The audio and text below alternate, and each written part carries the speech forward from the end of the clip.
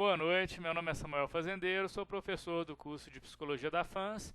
Hoje, esse vídeo é para os alunos do 5º e 7º período da disciplina Seminários. Hoje a gente vai estar continuando aquela discussão do método científico e especificamente a gente vai estar entrando, na questão das abordagens, nas lógicas de investigação desse método científico. O texto base, então, que a gente está utilizando continua sendo o livro de metodologias do trabalho científico, já disponibilizado para vocês. A gente vai estar mais ou menos aí no item 2.4, entre as páginas 24 e 36 desse livro, nesse vídeo de hoje. Tudo bem? Bom, vamos lá. O método, então, ele vai ser um procedimento, ou um caminho que a gente vai utilizar para alcançar determinado fim. O método ele vai ser um planejamento, vai ser um caminho que a gente vai percorrer para chegar a algo. Isso é o método, um método é isso. E o método científico vai ser o quê? Ele vai se afastar do senso comum, no sentido que ele vai ser verificável, ele vai chegar a um objetivo, isso é exclusivo do método científico, ele vai trabalhar isso e ele vai marcar um traço característico do que é ciência. O método científico, inclusive, ele pode ser utilizado para várias situações do dia a dia. Inclusive, ele pode ser utilizado fora da ciência. Porém, não é possível fazer ciência sem um método científico. O método é inerente para se fazer ciência. A gente precisa de ter isso bem fixo na nossa cabeça. É importante que a gente tenha mecanismos de controle, mecanismos de organização para poder realizar determinado estudo. E como que esse estudo vai ser feito? Como é que ele pode ser realizado? Depende muito do objeto de pesquisa e de vários outros fatores que a gente vai estar vendo aqui nesse vídeo hoje, tá bom? O método, então, ele vai ser um caminho, vai ser uma forma de pensamento que a gente vai estar utilizando e ele sofreu evoluções ao longo da história. Tem um quadro muito interessante aí na página 25 e 26, logo aí no comecinho do texto, que ele vai falar uma evolução histórica do método científico, com diversos autores, diversos tipos aí de abordagens desse método, e como que isso foi se evoluindo ao longo dos séculos, e como que foram surgindo novos métodos também de investigação. Muito bacana esse quadro, vale a pena dar uma olhada, ele está bem resumido e está bem interessante, porque ele vai falar assim, ao longo dos anos, ao longo dos séculos, como que vários pensadores foram desenvolvendo esse raciocínio em relação ao método científico.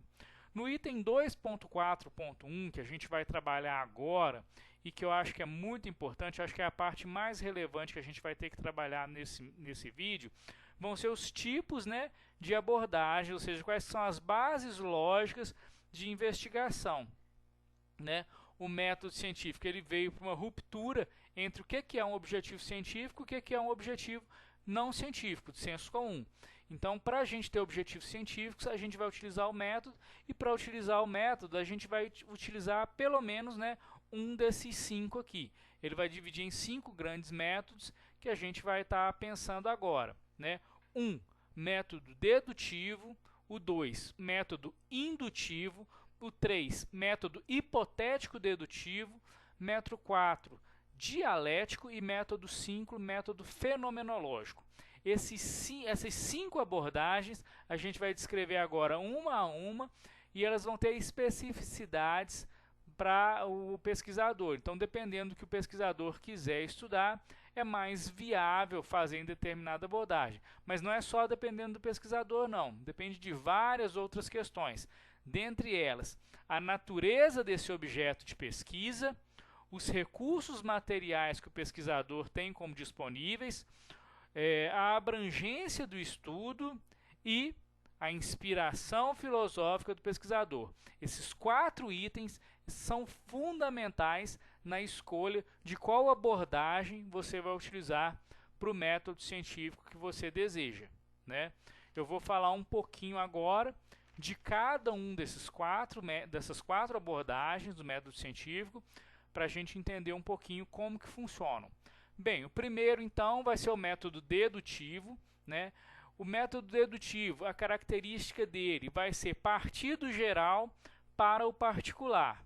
Né? Ele vai partir de uma afirmação geral, uma afirmação incontestável, ele vai utilizar outras, né, afirmações, né, já de menor valor, e a partir disso ele vai chegar a uma conclusão. Um exemplo bacana, que tem até no texto também, é o seguinte: todo homem é mortal. Pedro é homem. Então a conclusão, Pedro é mortal. Né? Quer dizer, eu estou partindo de uma verdade absoluta, todo homem é mortal, isso já é aceito, né? É uma premissa maior, digamos assim. Pedro é homem, é uma premissa menor, não está envolvendo o mundo inteiro, mas está envolvendo ali o Pedro. Pedro é homem, então Pedro é mortal. Essa é uma conclusão, já que todo homem, né, é mortal e Pedro também é homem, logo Pedro é mortal. Né?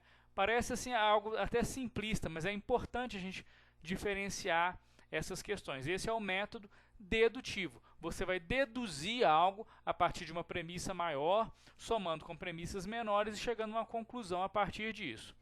O outro método científico, que também é muito interessante, mas é praticamente o oposto desse método, vai ser o método indutivo. O método indutivo ele já vai partir do particular para a amplitude. Né? Ou seja, a gente vai pensar, por exemplo, João é mortal, Pedro é mortal, Carlos é mortal, Maria é mortal. Então a gente vai pensar, todos os homens, né, homens e mulheres no caso, são mortais. Entendeu? Você está partindo de uma particularidade, de várias premissas pequenas e chegando a uma conclusão geral. Todos eles têm críticas, né, e boas utilizações também, né? Como a gente vai ver daqui a pouco, né?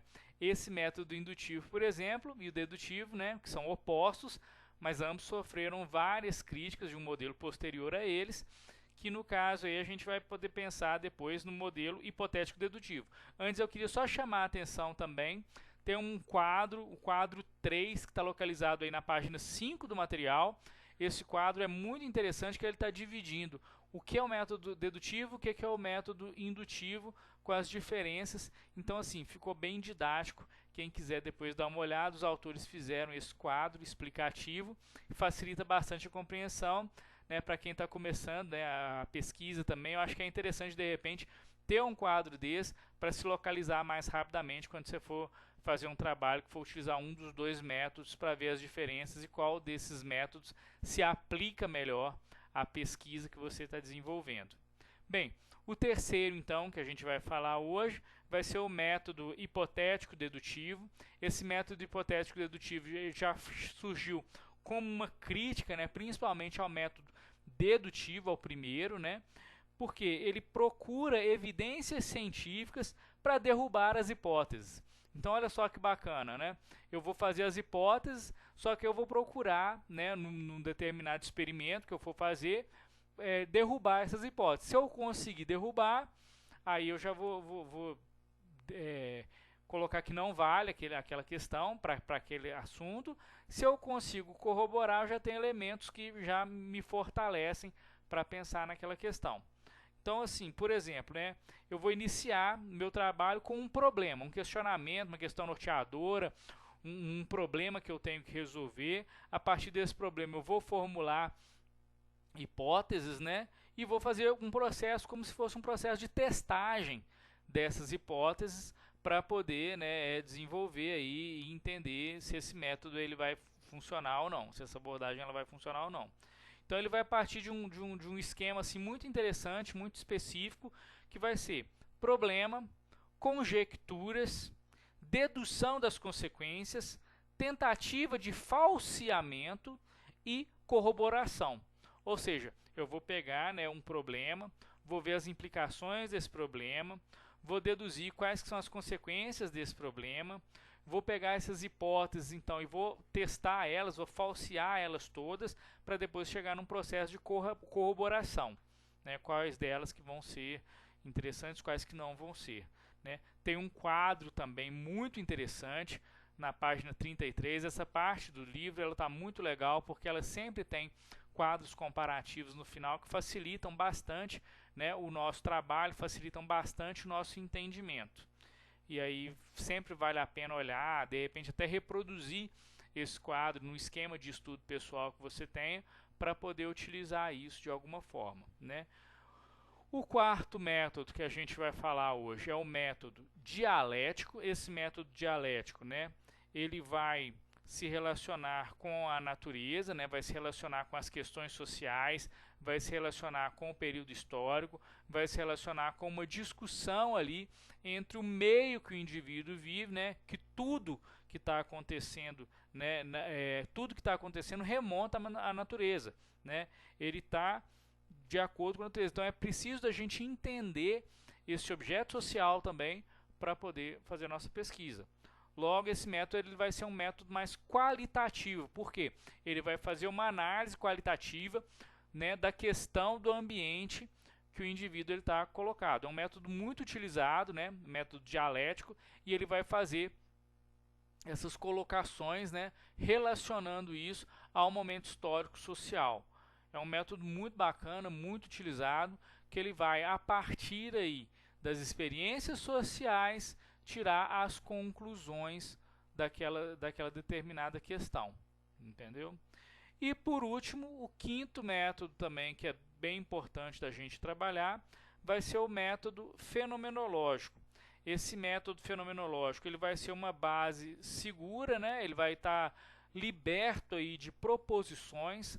Esse método fenomenológico, né, ele vai estar bem dentro ali das colocações do Russell, né, um retorno às coisas mesmas, ou seja, a gente entrar para uma base com uma ausência de julgamentos, uma suspensão daquela realidade, né, uma suspensão do conhecimento prévio adquirido a respeito daquele tema, daquele objeto, e a partir aí só daquele conhecimento observável, aquele conhecimento, né, que se mostra mesmo ao pesquisador, é que a gente vai tomar as devidas conclusões dele. A gente não vai pensar em nada além do que como o conhecimento se mostra, ou seja, a gente vai analisar o fenômeno, né? Então o método fenomenológico ele remonta ali a análise do Russell, né, o retorno às coisas mesmas, e ele vai esclarecer o dado, mas o que é dado apenas, e não o que é pensado a respeito desse dado. Vocês podem ver então que a diferença desses 5 métodos é muito gritante, né? Alguns inclusive são opostos mesmo, e todos eles são passíveis ali de se pensar um conhecimento científico. Eles são passíveis de serem testados, ou seja, eles saem ali do senso comum, eles vão para um lado científico, porque eles podem ser todos experimentais, eles todos podem confirmar-se a partir, né, da análise a qual ele se propõe. Então, assim, é muito interessante a gente buscar entender esses métodos, que eles têm particularidades, cada um deles assim é bem específico, para quando a gente for estar fazendo o nosso projeto de pesquisa, estar escrevendo o nosso artigo, né? Não esquecendo, eu já falei, mas eu acho que é bom repetir, não esquecer, as utilizações desses métodos elas vão depender dessas 4 instâncias que a gente colocou: a natureza do objeto de pesquisa, os recursos materiais disponíveis, a abrangência do estudo e a inspiração filosófica do pesquisador. Isso é muito importante, porque tudo isso vai contar muito na hora de você escolher o seu método, né? De você desenvolver a sua metodologia de trabalho. Essa metodologia desenvolvida, você vai seguir essa metodologia para poder, né, dar continuidade, fazer a resolução ali do problema científico qual você deseja investigar. Então, conhecer sobre os diversos métodos e as diversas formas de análise desse método, depois que a gente vai ver no outro vídeo, que é tão importante quanto também, é muito importante para o pesquisador, porque o pesquisador ele tem essa liberdade de escolha e ele tem como dar o prosseguimento. Se ele não entende bem de quais os métodos que ele tem disponíveis para poder fazer a pesquisa, ele tende a confundir um método com o outro e de repente não ter, né, uma pesquisa científica, cair num lugar que não cabe à ciência, né? E aí vem o achismo, o senso comum, um conhecimento vulgar, como a gente colocou no vídeo passado. Então, pessoal, esse vídeo é muito interessante porque a gente vai falar dessas questões do método científico dentro aí, né, das abordagens, ou seja, das bases lógicas de investigação dentro do que é o método científico. Qualquer dúvidas, questionamentos, eu fico disponível, né, para vocês pelo WhatsApp, por e-mail, por esse canal do YouTube também, o WebGIS.